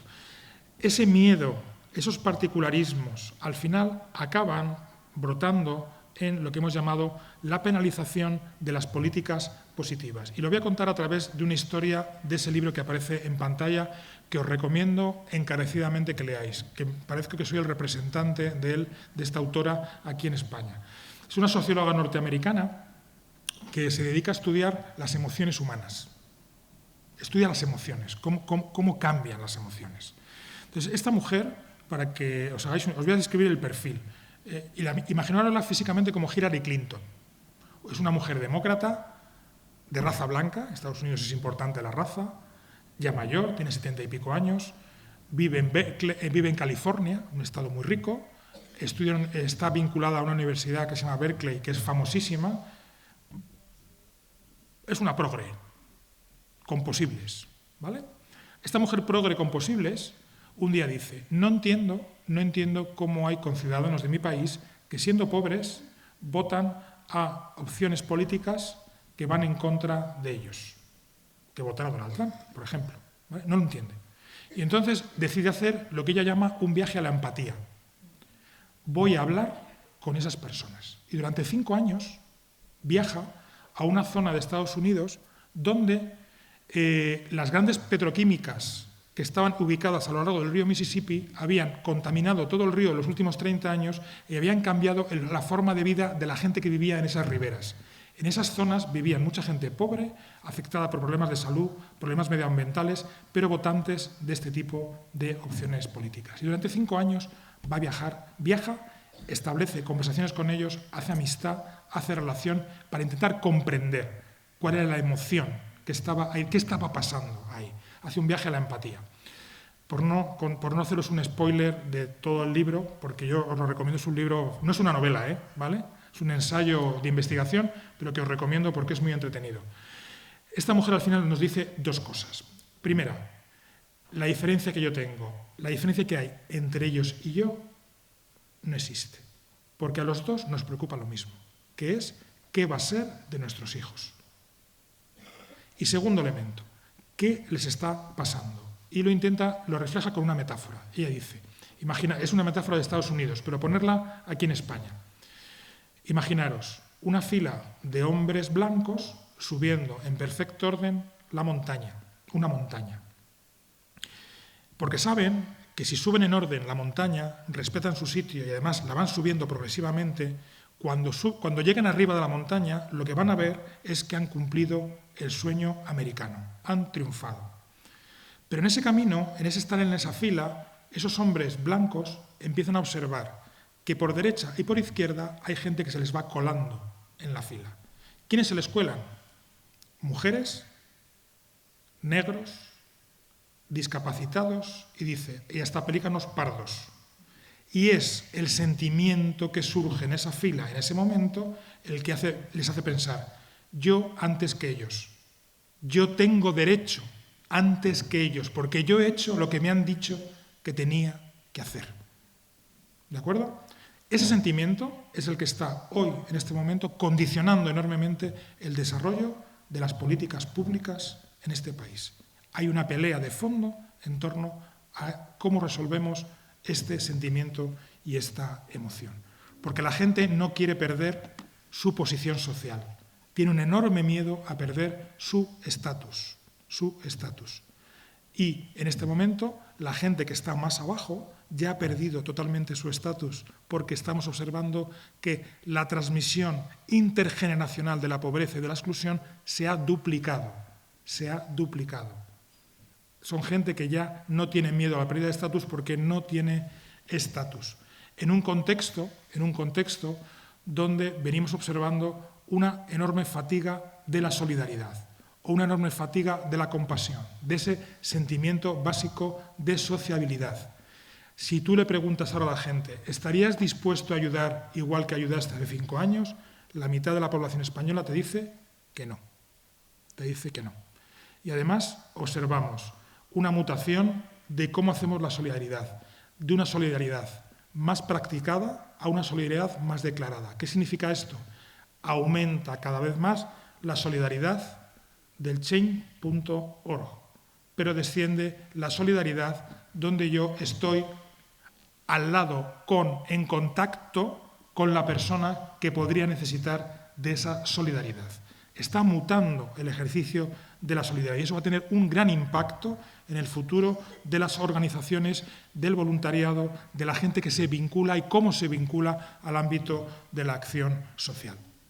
En definitiva, y con esto acabo, la fotografía al final de nuestro marco social en Castilla y León, que en grandes rasgos puede ser parecida a la del conjunto del país, lo que pasa que ahí aparece en cifras, sería una situación donde cada vez más nuestra cohesión social se encuentra más tensada, donde cada vez más se ven con mayor claridad grupos sociales perfectamente definidos y que además con cada vez menos relación entre ellos. Y en este caso visualizamos una sociedad en España dividida en 4 grandes grupos. Un grupo mayoritario que lo denominamos la sociedad de las oportunidades, en el que probablemente estaríamos la mayoría de los que estamos aquí. Son los que el fin de semana quedamos con nuestra familia o con nuestros amigos a tomarnos una cerveza o a tomarnos un café. Son los que en la imagen aparece tomándose ese café. ¿De acuerdo? Una sociedad que además piensa que si haces lo que nosotros hacemos, vas a triunfar en la vida y te va a ir bien de alguna manera, en un modelo donde a pesar de que cada vez adquirimos mayor conciencia ecológica, no estamos dispuestos a renunciar al nivel de consumo ni a decrecer en cuanto a nuestro consumo y al impacto que eso tiene en el conjunto del medio ambiente. Pensamos que tenemos razón en nuestras prácticas. Pero luego, claro, hay otro grupo que ese fin de semana nos lleva la cerveza a la mesa, que es lo que hemos llamado la sociedad insegura. Es una sociedad que en este momento se siente con un empleo precario, se siente insegura ante el futuro, siente miedo de lo que le puede pasar, siente que en el próximo vendaval o viento fuerte que venga en términos económicos van a ser los primeros en caer.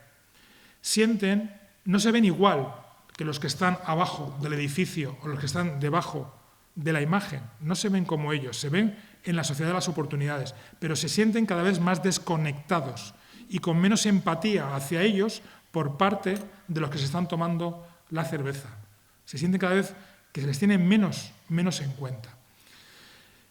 Habría otro grupo más pequeño que lo hemos denominado la sociedad estancada, que es esa sociedad que se busca la vida, que lleva 10, 15 años buscándose la vida y que no está viendo ningún tipo de políticas que les haga caso. Lo hemos representado con esa imagen del rider, ¿no?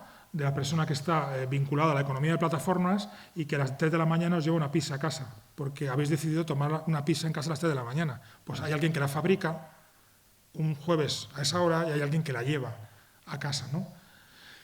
Esos son la sociedad estancada. Llevan 10 o 12 años esperando que se tomen medidas para salir de ese pozo, para salir de ese espacio. Hace muchos años, los alemanes inventaron los mini-jobs. Todos sabéis lo que son los mini-jobs, ¿verdad? Lo inventaron allá al principio de los años 2000. Y lo inventaron porque preveían que ante una desaceleración económica era más importante que la gente se mantuviera vinculada al empleo a que saliera del mercado de trabajo. Entonces dijeron, bueno, pues que haya mini-jobs. Cuando las cosas vayan mejor, el mini-job desaparecerá.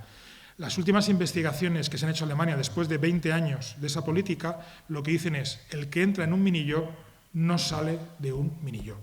Con lo cual, esa sociedad estancada va a estar estancada si no hay un enorme cambio en la legislación laboral o en las políticas públicas.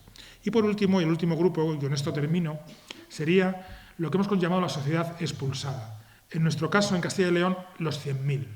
Los 100.000. Son personas que probablemente hayan estado conectados con las políticas de protección social o inclusive algunos puedan estar todavía conectados, pero el efecto de esas políticas sobre ellos ya es prácticamente inexistente. Son gente para las que el sistema ya no legisla o no cuenta. O, aunque legisle, le ponen tantas trabas para poder acceder a los sistemas que prácticamente acaban abandonando, ¿no? Yo no sé si alguno de vosotros aquí ha percibido alguna vez la renta mínima de Castilla y León. No sé cómo, ¿aquí se llama renta mínima o se llama renta garantizada? No sé si alguno de vosotros la ha cobrado alguna vez o ha tenido que pedirla. No creo porque sois de la mayoría de la sociedad de las oportunidades, pero yo os digo que el que haya tenido que pedirla, cada vez en los últimos 10 años, el incremento de las trabas administrativas que los trabajadores sociales que estáis hoy estudiando en esta universidad y que os van a obligar a poner y a gestionar, cada vez es mayor. Cada vez es mayor. No se puede decir ha desaparecido el presupuesto, no se puede decir ha desaparecido la prestación, pero sí cada vez les ponemos más dificultades. Y además eso importa poco a la sociedad, porque de alguna manera hay una mutación cultural y es que cada vez tendemos a culpabilizar más a la gente de su propia situación. Tú eres el responsable de tu vida, no los demás ni la estructura. Hay un investigador muy famoso, yo creo que es quizá una de las personas junto a Tomás Piketty, que es de las personas que más sabe la desigualdad a nivel planetario, que se llama Branko Milanovic, que fue director económico del Banco Mundial, que no es una institución sospechosa de marxista, que lo que vino a decir es, mire ustedes, la desigualdad, el 80% de la desigualdad no tiene que ver con el esfuerzo individual. Y él hace un relato de todas las cosas que tienen que ver con el esfuerzo personal y lo que tiene que ver con los elementos estructurales, para al final diciendo que solo hay un 20% de margen para una persona individualmente considerada para poder ir hacia un lado o hacia otro, ¿no? Y sin embargo, se instala cada vez más en nuestra sociedad la culpabilización y la responsabilidad sobre las personas, sobre su destino. Yo no niego la responsabilidad individual de la gente y de todos los que estamos aquí. Claro que tenemos que ser responsables, pero desde luego hay muchos elementos a nuestro alrededor que están impidiendo que ese esfuerzo individual, y el ejemplo de la exclusión por el empleo, gente que trabaja y que no supera el umbral de la pobreza, es uno de los cientos de ejemplos que podríamos poner, forman parte de esta realidad de muchas personas que están en la sociedad expulsada. En definitiva, y como decía Luis Miguel al principio en la presentación de la jornada, la tesis fundamental del conjunto del proyecto del informe FOESA tiene que ver con esta idea. Cada vez vivimos más en una sociedad desvinculada, donde cada vez más nos hacemos menos responsables del que tenemos al lado. Y tenemos que intentar pensar cómo podemos revincularnos. Y pensamos que en esa revinculación la comunidad, que es un concepto cada vez en mayor recesión, tenemos que intentar revitalizarle, porque creemos que a nivel individual nos va a ser muy difícil salir adelante a un sector importante de la población y que tendremos que trabajar todos juntos para poder ir adelante y construir nuestro proyecto vital y nuestro proyecto de vida. Muchas gracias a todos por vuestra atención.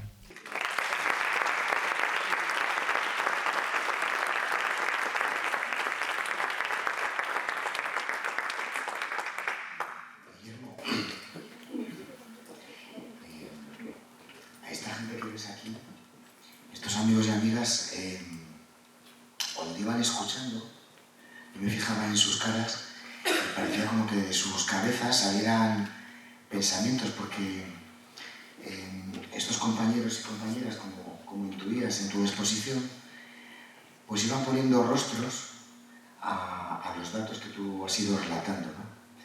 Así que, si te parece, ahora es el momento de darles la palabra, ¿verdad? Y os invitamos a que en un minuto de cuchicheo, pues si queréis, hagamos un poco de resonancia de lo que ha sido la exposición, y si nos atrevemos, estamos entre amigos, lo veis, podemos formular alguna pregunta a Guillermo y le seguimos exprimiendo unos instantes más. Es la frase que has puesto ahí, dice que la comunidad tendrá un papel esencial. Lo iremos repitiendo durante mucho tiempo. Además es que teóricamente lo tenemos claro, pero la sensación que da es navegar mucho contracorriente, y ese papel esencial, uno dice, pues, si depende de lo que vamos viendo, parece que vamos a tener muchas dificultades, ¿no? Cuando a mí me... a ver cómo digo esto. Yo soy un negativo esperanzado. Claro, porque mucha gente pregunta, bueno, ¿y cuál es el camino, no? Entonces, claro, este proyecto es un proyecto de diagnóstico. Aunque intenta apuntar en su parte final algunas grandes conversaciones, que llamamos conversaciones cívicas, que la ciudadanía creemos que debería mantener, teniendo un diagnóstico ya más o menos compartido, es verdad que el concepto comunidad es un concepto que se ha venido deteriorando, ¿vale? Y no es tanto que no demos con la clave de cómo trabajar en el ámbito comunitario con la comunidad, sino que cada vez la necesitamos menos. Sin embargo, hay algunos elementos que te hacen mantener la esperanza en relación a este tema, como son, por ejemplo, cuando tú le preguntas a la gente, ¿tú continúas confiando en los que te rodean? En España ese valor se mantiene sostenido en los últimos 30 años. No decae una confianza a tu alrededor. Cuando a la sociedad española le preguntas, por ejemplo, ¿confías en que todos juntos, en este caso se pone la palabra Estado, nos ayuda a resolver los problemas que tenemos en conjunto? Casi el 75% de la población española piensa que ese es un camino. Entonces, hay algunos elementos que hacen atisbar que todavía conservamos algo de ese elemento. Pero es tal el deterioro que se viene produciendo por todos los lados, que es un tema muy, muy complicado y muy difícil. Entonces, al final, yo, cuando sale este tema, intento poner el ejemplo de... Os va a sonar esto un poco, no sé si antiguo, no lo sé, pero yo no sé... A los estudiantes esta pregunta sí deberían saber la respuesta, y es ¿dónde pondríamos la fecha de cuándo nacieron los estados de bienestar social en Europa? Los estudiantes tendrían que saberlo. Esta es pregunta de examen, me han dicho vuestros profesores antes de que vinierais. Mira, han levantado la cabeza a todos con la palabra examen. Los estados de bienestar, hay una fecha, hay un momento, vamos a llamarle iniciático, que fue el año 1942. ¿Y qué sucedía en el año 1942 en Europa? ¿Qué sucedía? La Segunda Guerra Mundial. Y específicamente en el año 1942, ¿qué estaba pasando en esa guerra? No sé si habéis visto una película que se llama Dunkerque. Es una película que es cómo las tropas británicas huyen de Francia, y es una operación para intentar que no las masacren en las playas de Dunkerque, de los nazis. pues en ese instante, en ese contexto de muerte y donde un país como Gran Bretaña pensaba que iban a perder y que aquello iba a transformarse todo, en ese momento el gobierno británico encarga a uno de sus diputados, a uno de sus lores, le encarga un trabajo sobre cómo podríamos montar un sistema de seguridad social que no dejara a nadie atrás. Y de ahí surge un informe que se llama el informe Beveridge, que con 100 años de distancia, porque en aquel momento pues, podía estar muy bien y ya muestra ciertas ingenuidades, pero que en aquel momento le planteaba al gobierno cómo, año 1942, cómo no se tenía que dejar nadie atrás. En un contexto de muerte, en un contexto de supervivencia, había una sociedad con capacidad para pensar éticamente en no dejar nadie atrás, porque la conclusión de aquel informe era: tenemos que conseguir un sistema que no deje a nadie atrás desde el nacimiento hasta la tumba. Esa era la conclusión principal de aquel informe. Ese informe fue votado, fue aprobado y fue empezado a operativizar incluso antes de que terminara la Segunda Guerra Mundial. Bien, recuperar ese espíritu ético es la única oportunidad que yo creo que tenemos de revitalizar el concepto comunidad. Porque claro, aquello se hizo porque se sabía que el aumento de las desigualdades lo que generaba era violencia. Era violencia. Y eso se nos ha olvidado. Se nos ha olvidado. Y hay que advertir a nuestra clase política que las desigualdades, en última instancia, lo que van a acabar generando es violencia. Y lo peor para la gente, y sobre todo para los más pobres, es la violencia. Es la violencia, ¿no? Digo, esta es un poco mi reflexión sobre ese tema. Podríamos bajar más a las técnicas de animación comunitaria, ¿no? Pero yo creo que como reflexión inspiradora de decir necesitamos recuperar ese momento fundacional o recordarlo, yo creo que es muy importante que lo hagamos entre nosotros. Perdón, estaba...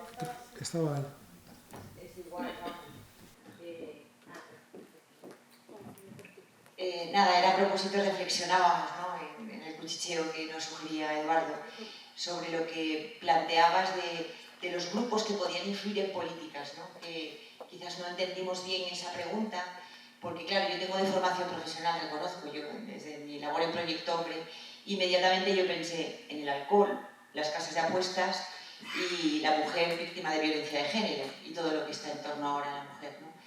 Y al escucharte dije bueno, y el grupo de jóvenes, porque entendía que si se movilizaran los jóvenes, indudablemente podrían conseguir mucho, porque es un grupo de interés muy interesante, ¿no? Quizás a veces más víctima que protagonista, ¿no? de según qué cuestiones, relativo a las drogas. Y percibí pues eso, que había mucho desencuentro entre lo que a mí se me había paseado por la cabeza y las respuestas que tú dabas. No sé si merece la pena aclarar un poco esto o no, Guillermo. A ver, simplemente por sumar a lo que dices, digo, porque básicamente estamos hablando un poco de lo mismo. O sea, en el fondo es cómo recuperar ese concepto de empoderamiento cuando estamos trabajando en el ámbito de la exclusión social, que no se nos olvide. Quiero decir, porque cada vez más nuestros programas, nuestros proyectos, nuestros sistemas son cada vez más asistenciales. Asistenciales en el sentido de que no son transformadores, pero hablo desde los servicios sociales públicos hasta el trabajo de las organizaciones. Al final estamos todos trabajando por paliar, por poner parches, pero no estamos trabajando en el empoderamiento de los colectivos. Y es la única manera, al final, ese empoderamiento que ponga en la cartera del conjunto su tema, los temas. Entonces, trabajos que hicimos muy interesantes hace 30 años en relación al empoderamiento se han tendido a abandonar, porque la mentalidad de nuestras gentes, de nosotros mismos, ha ido cambiando y ha ido individualizando mucho más las respuestas y ha ido asistencializando mucho más los programas, ha ido responsabilizando cada vez más al individuo de su propia situación, con lo cual no hay una tendencia a unirse, a empoderarse. Voy a hacer otra recomendación bibliográfica, esta de ámbito general, no solo por los estudiantes. Hay un filósofo coreano que vive en Alemania, que se llama Byung-Chul Han, a lo mejor algún friki que estéis en la sala lo ha leído, ¿vale? Que tiene brevísimos ensayos de 50 páginas sobre la evolución de nuestra sociedad. Entonces, hay uno de ellos donde tiene una frase que para mí es gloriosa relacionada con este aspecto que tú acabas de comentar, y que lo que dice es algo así como: el gran éxito que ha tenido la revolución neoliberal en los últimos 40 años es que ha conseguido hacernos a cada uno de nosotros dueños de nuestro éxito y dueños de nuestro fracaso. Somos los únicos responsables de nuestro éxito y de nuestro fracaso. Este es el gran éxito de la revolución neoliberal. Y esto al final es un elemento de destrucción de empoderamiento, de destrucción de comunidad. ¿En qué medida nosotros podemos recuperar que la gente se empiece a preocupar de sus propios problemas, no desde la prestación, no desde el programa, sino desde cuál es su posición ante su problema y juntarse para poder reivindicar? Ese creo que es una repolitización. Necesitamos trabajar una repolitización en el trabajo social, en la educación social, en el ámbito de la intervención social. Si ese elemento creo que no lo volvemos a integrar, difícilmente conseguiremos un nuevo reempoderamiento de la gente y que el elemento de lo común pueda tener una cierta relevancia, una cierta importancia. Yo creo que en el fondo estamos hablando de lo mismo, pero en el fondo, yo lo planteo más desde más abajo, más desde lo profundo de las personas, de cada uno individualmente, cómo pensamos nuestra implicación en el común, ¿no? O sea, de alguna manera, una de las tesis también del informe lo llamamos hacia una sociedad de responsabilidades compartidas. O sea, es decir, ¿en qué medida a una persona que cobra una renta mínima yo le puedo pedir responsabilidad y no contraprestación? ¿Cómo se hace eso? ¿Entendéis lo que quiero decir? ¿Cómo le pido yo a alguien que se responsabilice del común cuando está percibiendo una prestación en vez de que lo único que le pida sea una contraprestación para que se la dé? Bueno, pues en la medida que consigamos enfocar nuestras acciones hacia una responsabilidad compartida, trabajaremos mucho más el elemento del empoderamiento. Y eso es un trabajo a largo plazo, muy a largo plazo.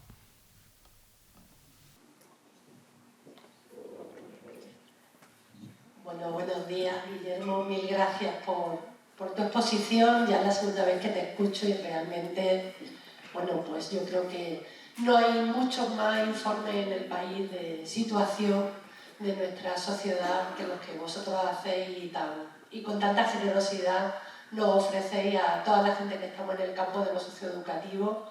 Y esta mañana veo aquí a casi toda la gente que se mueve en esta ciudad, en este campo, y con los que colaboramos yo como profesora de la facultad. Así que gracias. Al hilo de todo lo que nos has contado, a mí una parte del problema que cuentas es de la repolitización y el empoderamiento, digamos, de la gente que tenemos en exclusión social, pero me preocupa mucho la idea con la que ha arrancado esta mañana la exposición, que es que vamos hacia una sociedad muy polarizada y en nuestro caso, en el de Castilla y León, con una mayoría social que se cree a salvo de todos los problemas que tienen otras minorías sociales y que además no se siente interpelada. Y que además ya no hemos ido a vivir a barrios donde no nos encontramos con esa otra gente que tiene problemas, por lo tanto es difícil empatizar.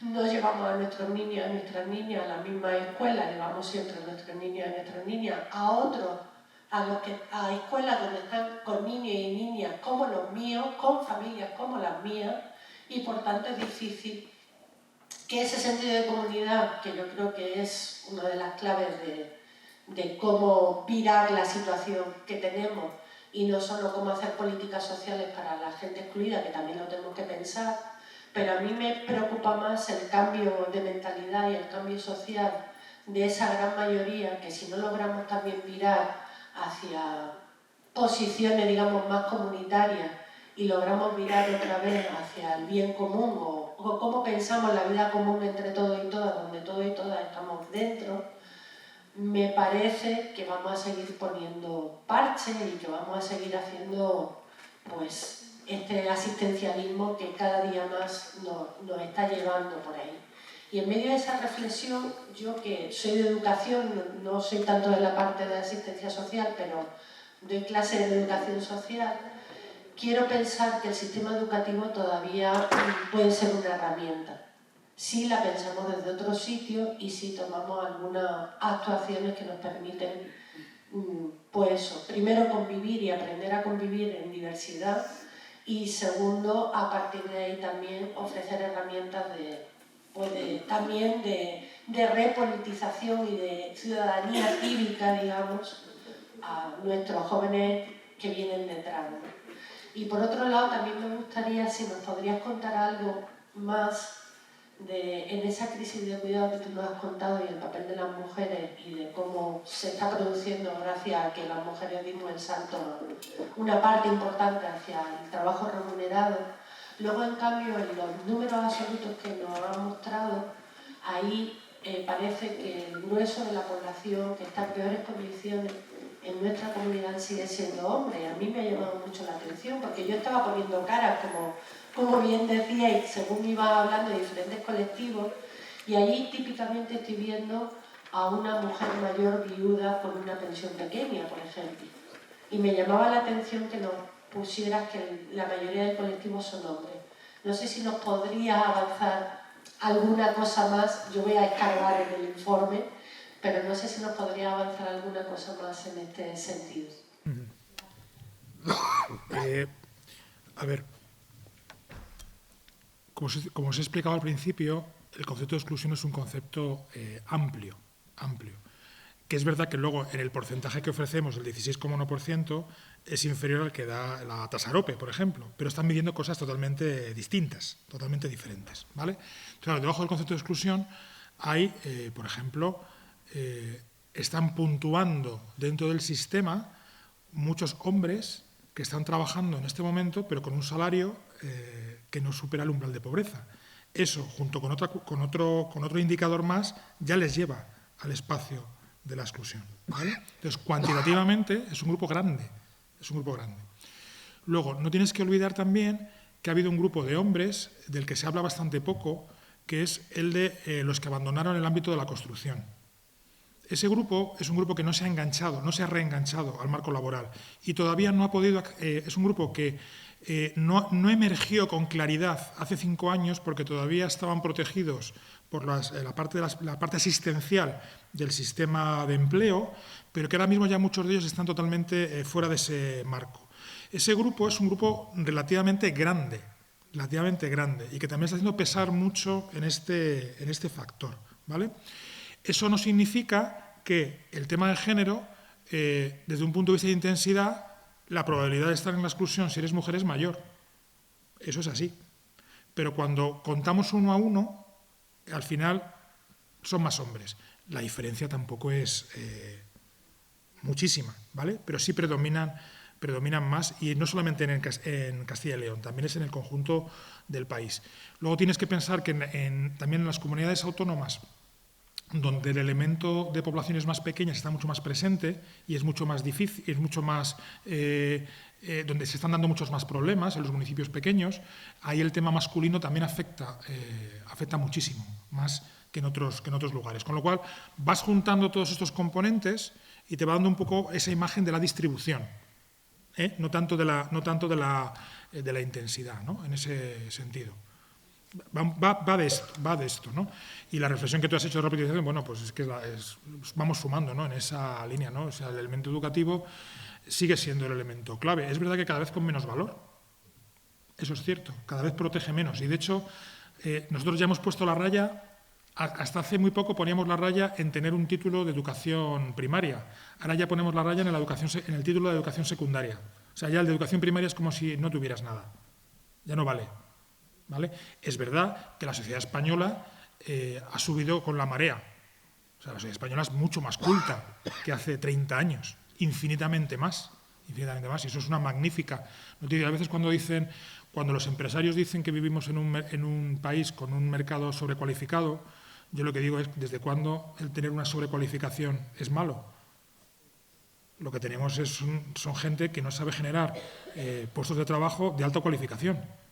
Lo que tenemos es, perdonadme, no sé qué hay con un empresario, pero en términos globales tenemos empresarios que no piensan en términos de buen empleo, vinculado a buena actividad de alta calidad, ¿de acuerdo? Vivimos en un sistema productivo en nuestro país pues bastante malillo, de bastante baja calidad, ¿no? Con lo cual a mí la sobrecualificación me importa desde un punto de vista, pero desde otro me parece una bendición que cada vez tengamos mayor niveles educativos. Otra cosa es que luego con eso uno no pueda vivir, ¿no? Esa es otra gran cuestión, ¿no?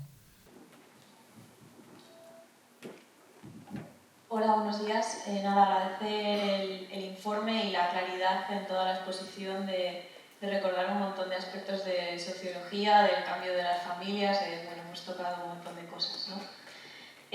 Algo que a mí me da pena, como trabajadora de Médicos del Mundo, es confirmar lo que estábamos viendo de un tiempo a esta parte, que es cómo las personas en exclusión cada día las vemos en un extremo más excluido aún, ¿no? Y como eso efectivamente, que es una realidad que estábamos viendo día a día, se confirma desgraciadamente con el informe.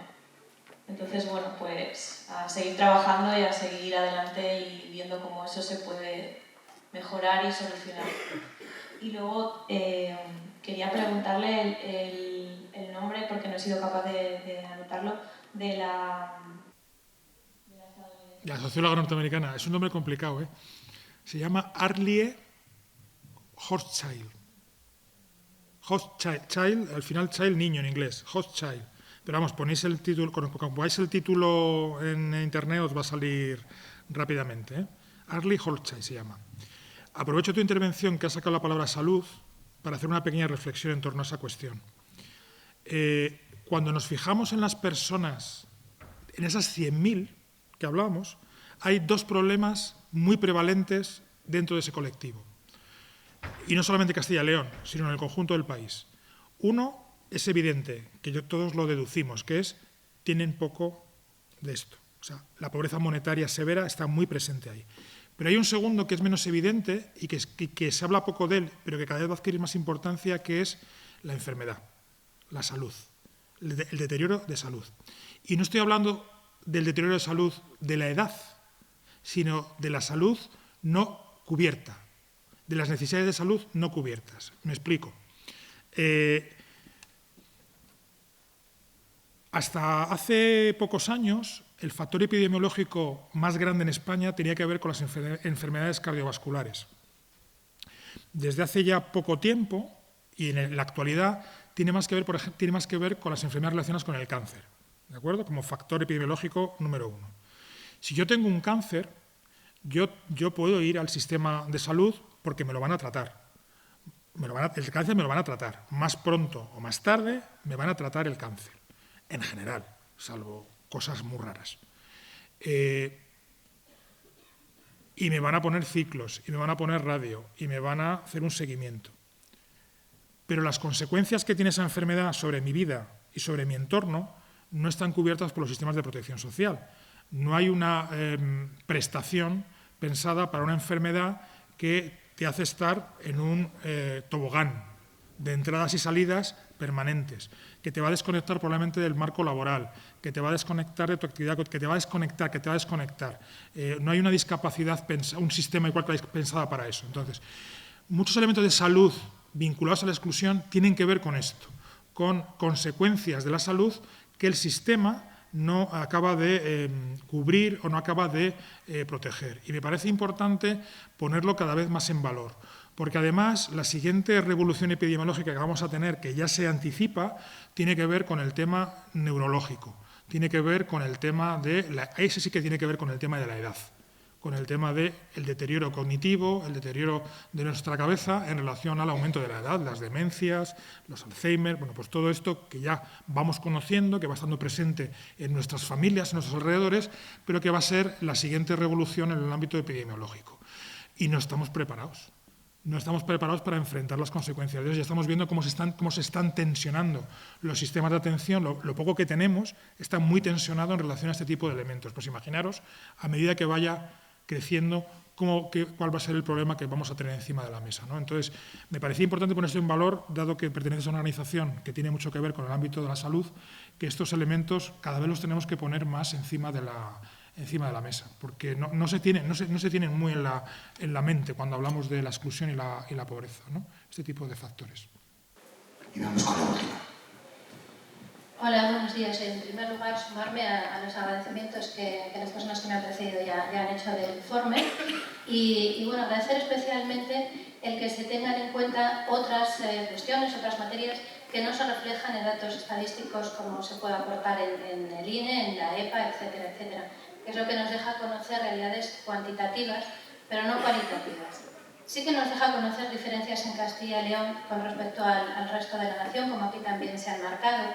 Y quería señalar, yo pertenezco a Comisiones Obreras, trabajo en la Secretaría de Política Social, quería señalar que quizá algunas de las diferencias, vamos, quizá en alguna medida seguro, ha influido en esas diferencias, digo, la existencia de manera viva de un diálogo social con la Administración, un diálogo social que arrancamos a la Administración, los sindicatos, la patronal, y en el que participan también de alguna manera, aunque no sea directa, organizaciones no gubernamentales.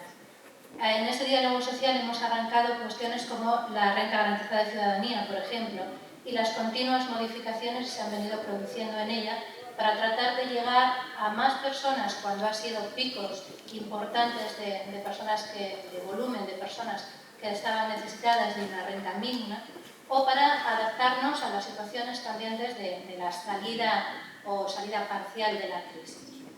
En este momento estamos ya, de hecho, volviendo a reclamar que se abra esa mesa de diálogo social para volver a hacer una serie de cambios en esa prestación que, a nuestro entender, en Castilla y León ha sido fundamental para paliar, no voy a decir erradicar, pero sí paliar la situación de necesidad de muchas personas y colocarlas en una posición de menor riesgo de exclusión social.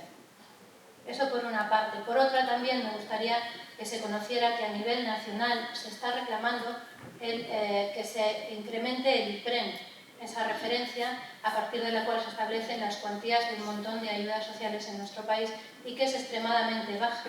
Por lo tanto, la incidencia de las políticas sociales no permite a la gente salir de las estadísticas de pobreza. De pobreza monetaria, sabiendo y teniendo muy presente que hay otros factores, otras multidimensionalidad o multicausalidad de la pobreza. Solamente apuntar esto, que también el diálogo social de Castilla y León es un elemento diferenciador porque es la única comunidad que lo mantiene vivo y que está participando en la sociedad llevando propuestas y con esa perspectiva no de hacer comunidad en el sentido que se hablaba, pero sí de buscar soluciones no particulares, sino para grupos enteros de población que puedan estarse viendo afectados por una determinada situación de exclusión. Muchas gracias por tus aportaciones. Yo creo que el pragmatismo es necesario y a veces tenemos que ir tomando medidas concretas para poder seguir avanzando, y en eso desde Comisiones siempre yo creo que lo habéis tenido muy claro en ese sentido, por lo que yo también he conocido a nivel nacional. Ahora, a mí me gustaría hacer una reflexión de base a ese pragmatismo, ¿no? Del cual yo comparto, o sea, en ese sentido no. Uno de los elementos que nosotros venimos observando ya desde hace mucho tiempo es que las políticas públicas, tal y como están montadas y tal como están financiadas, no dan más de sí.